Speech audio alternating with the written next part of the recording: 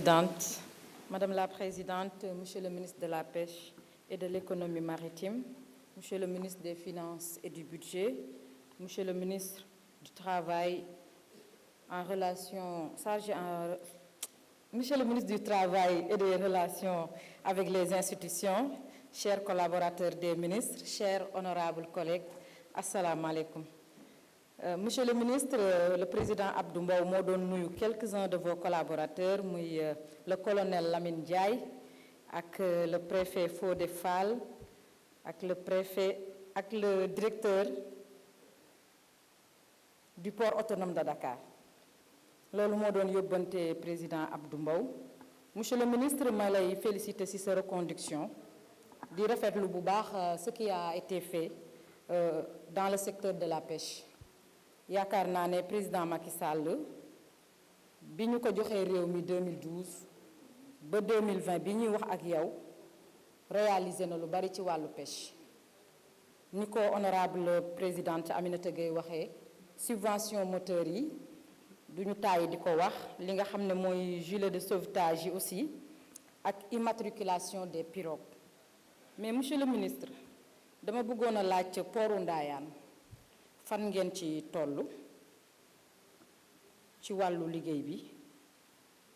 li ci des nag monsieur le ministre mooy par rapport ak géej gi ndax ñun fi la tournée la ñu gën a xam li nga xam ne mooy rareté de la ressource ñu noté ko ci géej gi loolu aussi moom mooy li am mooy mool yi instant bi bu ñu demee géej dinañ daw lu baree bare ci biir géej gi te duñu gis jën bi te yaakaar naa ne nag bala ngay gis mareyeur bala muy mën a wax ak mool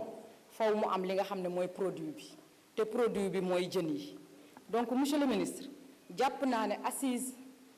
war na am ci secteur bi nga xam ne mooy de la pêche mooy pêche nga woo acteurs yi ngeen toog ngeen càmbar li nga xam ne mooy jafe-jafe secteur parce que secteur bi aussi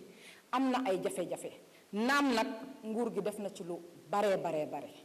Monsieur le ministre, ma gis ci LFI 2021 bi nga xam ne tey sa section la ñu nekk di ko voté 2 milliards yoo xam ne jagleel nga ko li nga xam ne moom mooy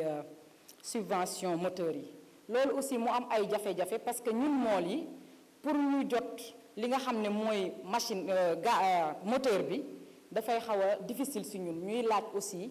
ñu am tuuti facilité par rapport ak accès ci moteur yooyu nga xam ne yéen a koy subventionné. te comme 2 milliards ngeen am ren ci kii bi ci LFI bi bëggoon nañu vraiment ngeen baral ci seen loxo ba mool yi man ci jot leneen lii monsieur le ministre mooy wàllu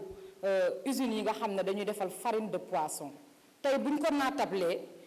juróomi kilo yaboy boo xoolee mooy nekk 1 kilo ci farine poisson boobu loolu aussi monsieur le ministre ñu bëggoon ngeen bañ a encourager usines yi nga xam ne ñoom ñooy defal farine poisson parce que ñun Sénégal ñun ñëpp jën bi la ñu am te mool bi it jën bi lay uti pour mën ko ñëw jox ko askan bi mën ko consommer. bala may daaneel rek ma bëggoon a nuyu sunu ay frère ak sunu benn sœur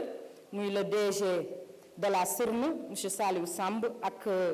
DG COSEC Mamadou Dione ak sunu sœur Tening di leen encourager di leen dénk parce que ñoom aussi ñoo bokk département de Mbour. li ci am solo yëpp daal monsieur le ministre mooy ñu ngi li encourager bu baax yow ak say collaborateurs mais bëggoon nañu nga gën a toog ak acteurs yi nga waxtaan ak ñoom parce que tamit mool mënoo koo génne ci secteur bi nga yor te mool yi jàpp naa ne ñooy doxal secteur bi donc nga gën leen a may nopp gën a waxtaan ak ñoom ba jafe-jafe yi nga xam ne ñu ngi koy am actuellement nga jëm ci wut ay saafara ànd ko ak ñoom. di nuyu aussi directeur poisson marché central poisson bu Pikine suñu frère Abou Mbaye di la gërëm di la sant monsieur le ministre. Madame la Présidente, merci beaucoup.